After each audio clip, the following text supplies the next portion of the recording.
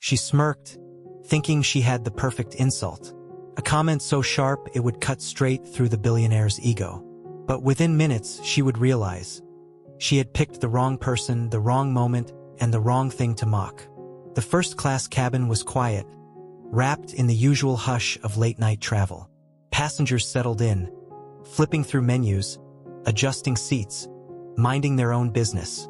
No one expected anything unusual. No one thought this flight would be different.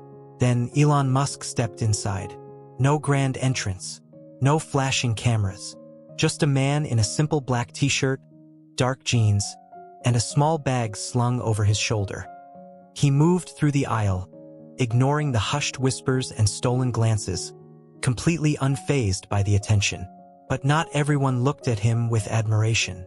One flight attendant, standing near the front, narrowed her eyes. She wasn't impressed.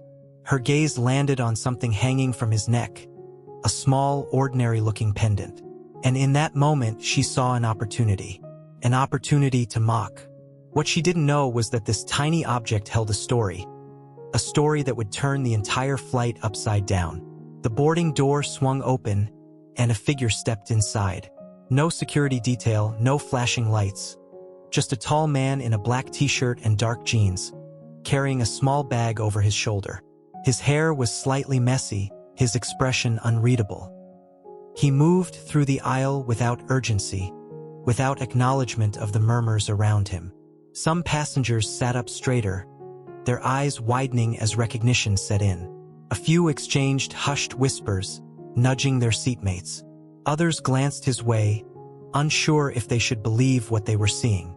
Elon Musk, right there in first class, blending in as if he were just another traveler. But one person wasn't awed.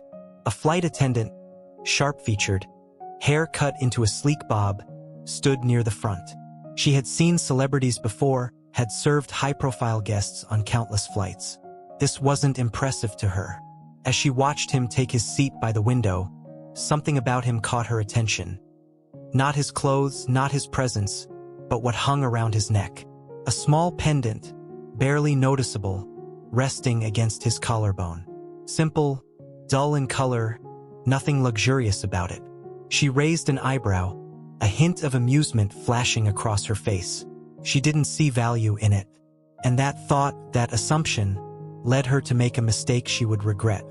As the flight attendant moved through the aisle, her sharp eyes kept drifting back to him. Not because he was Elon Musk, not because he was famous, but because of that small, unremarkable pendant hanging from his neck. It didn't belong. Not on a man worth billions, not in first class, not in a space where everything screamed luxury. To her, it looked cheap, ordinary. Something you'd find in a discount store or a child's toy box. She leaned slightly toward her younger colleague.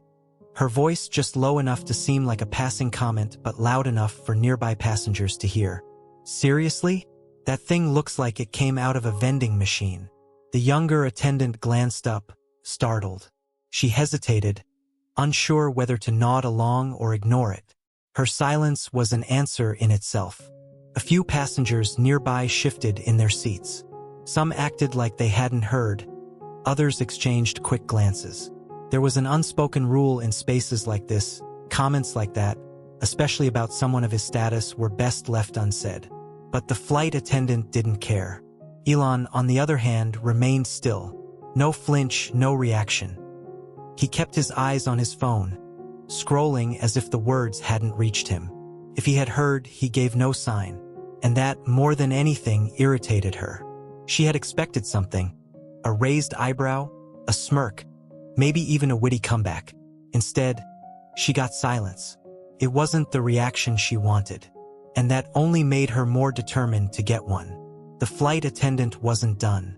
Her first comment had landed, but it hadn't hit the way she wanted. There was no reaction, no shift in posture, no flicker of irritation from him. Just silence. And that silence, that lack of acknowledgement, felt like a challenge. So she took a step closer. As she passed by his seat again, she slowed just enough to make sure he heard her. This time, her voice carried a little more weight, a little more bite. Didn't expect someone like you to wear something so cheap. A few heads turned. This time, the words weren't whispered. They sat heavy in the air, impossible to ignore. Across the aisle, a businessman in seat 3B looked up. Late 50s, salt and pepper hair, the kind of presence that suggested he was no stranger to power. His brow furrowed slightly, his gaze shifting between Musk and the flight attendant. Elon, still scrolling through his phone, remained unbothered. No glance, no smirk, no shift in expression, just the quiet tap of his fingers on the screen. And that made it worse. The flight attendant expected some sort of response. A sharp remark, a dismissive laugh, anything that would prove she had gotten under his skin. But instead, he gave her nothing. The businessman leaned forward slightly, speaking just loud enough for her to hear. "You know who that is, right?" She barely spared him a glance, her lips curving into a smirk. "Of course I know. Everyone knows." He tilted his head, watching her carefully. "Then you also know he could probably buy this airline before we land?" The smirk didn't fade, but something in her posture stiffened. She rolled her eyes and turned away, pretending not to care. But she did. She just didn't know it yet. Elon Musk finally set his phone down. Not because of the comment, not because he was bothered, but because he was done scrolling. Instead of pulling out a sleek tablet or some high-tech gadget, he reached into his bag and pulled out a notebook. A real, leather-bound, handwritten notebook. The businessman in seat 3B raised an eyebrow. It wasn't what he expected. In a world of digital everything, seeing someone like Elon Musk use pen and paper was surprising. He leaned slightly forward, amusement in his tone. "Didn't take you for a guy who still uses paper." Elon, without looking up, flipped a page. Not everything needs a battery. A small, simple statement, but it carried weight. Across the aisle, the flight attendant still watched him. There was something irritated in the way she glanced at him between tasks, as if trying to make sense of something that didn't fit in her world. She wasn't used to billionaires acting like this. No luxury watch, no designer accessories, just a plain notebook and that odd little pendant. It bothered her. She leaned toward another crew member, lowering her voice just enough to seem casual. "A billionaire, wearing something that looks like it came from a gas station gift shop. Doesn't make sense." The other attendant barely looked up from his checklist. He hummed in response, uninterested in whatever she was trying to start. But this time, something changed. Elon smirked, just slightly. Not the kind of smile that says "you got me." The kind that says you have no idea what you're talking about. And that was when things started to shift. A voice broke the silence. "That's not just any necklace." It came from the front of the cabin, seat 1C. A woman in her 60s, dressed in a navy blazer with silver buttons, sat upright. Her presence commanded attention, not by force but by quiet authority. The flight attendant turned, startled by the interruption. The woman wasn't looking at her. She was looking at Elon.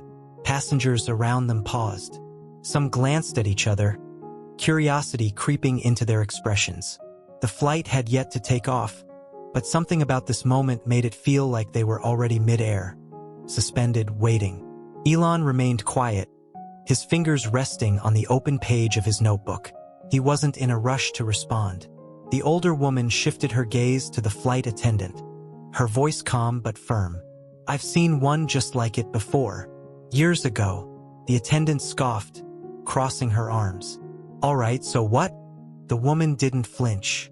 Instead, she studied the pendant, her expression thoughtful. "That piece is handcrafted. It's not something you'd find in stores. And it's definitely not cheap." A murmur rippled through the cabin. People leaned in slightly, their interest piqued. The businessman in seat 3B let out a slow breath and spoke up for the first time since his warning. "No, it's personal." The shift was almost imperceptible, but the flight attendant felt it. She had been in control moments ago. Now the balance had tipped. Passengers were no longer laughing with her. They were watching her. And for the first time since this all began, she felt something unfamiliar. Doubt. Elon finally spoke, his voice steady and clear.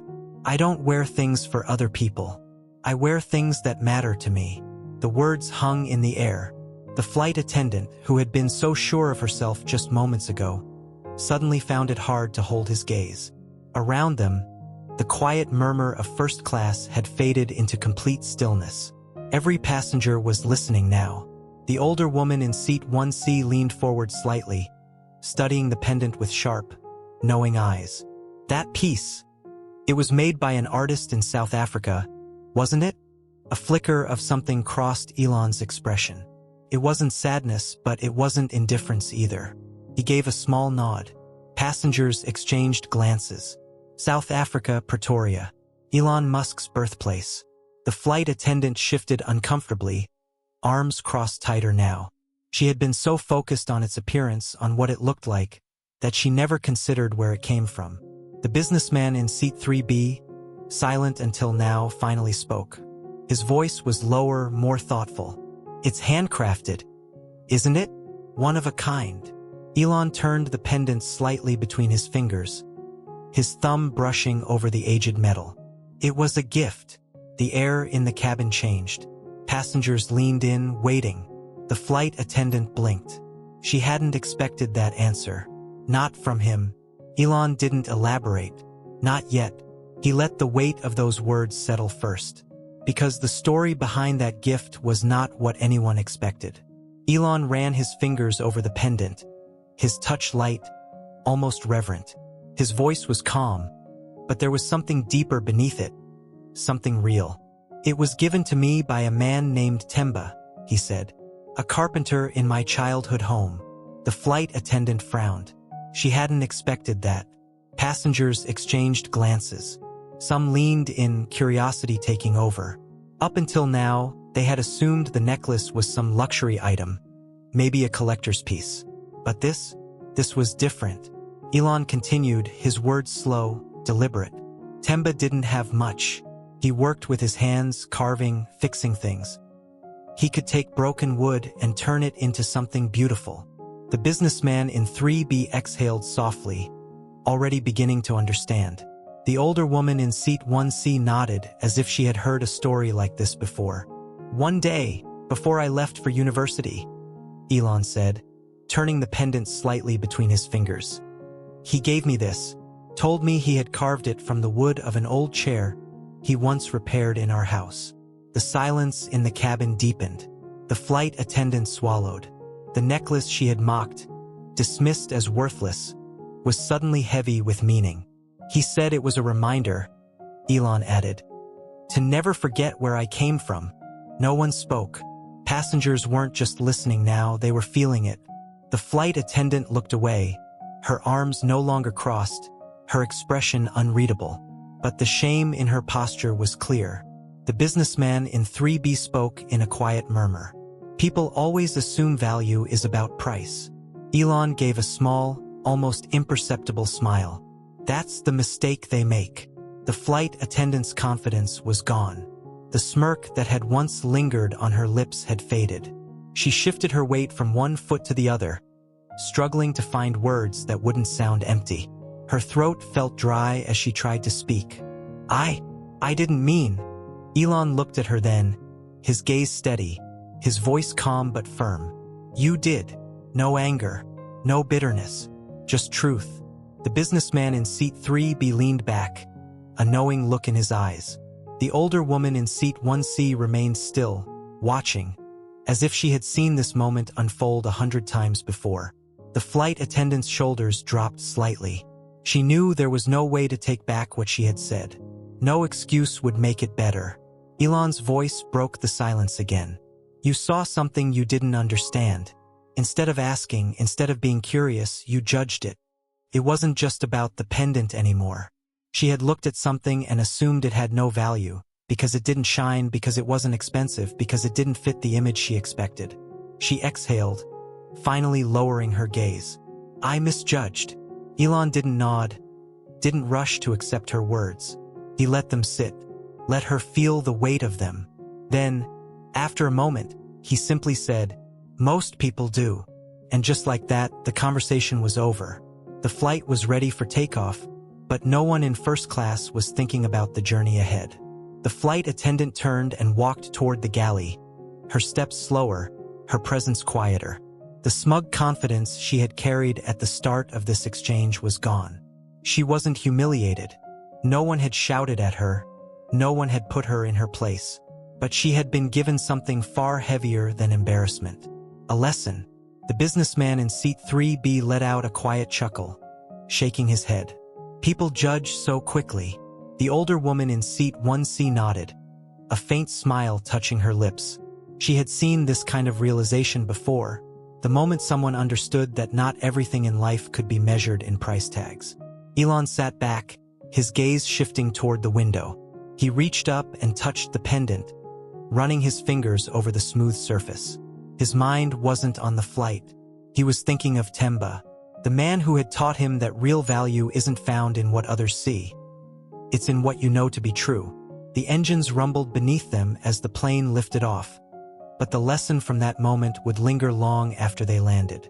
Some lessons come with a price, others come with silence, but the ones that stay with you, those are the ones you never forget.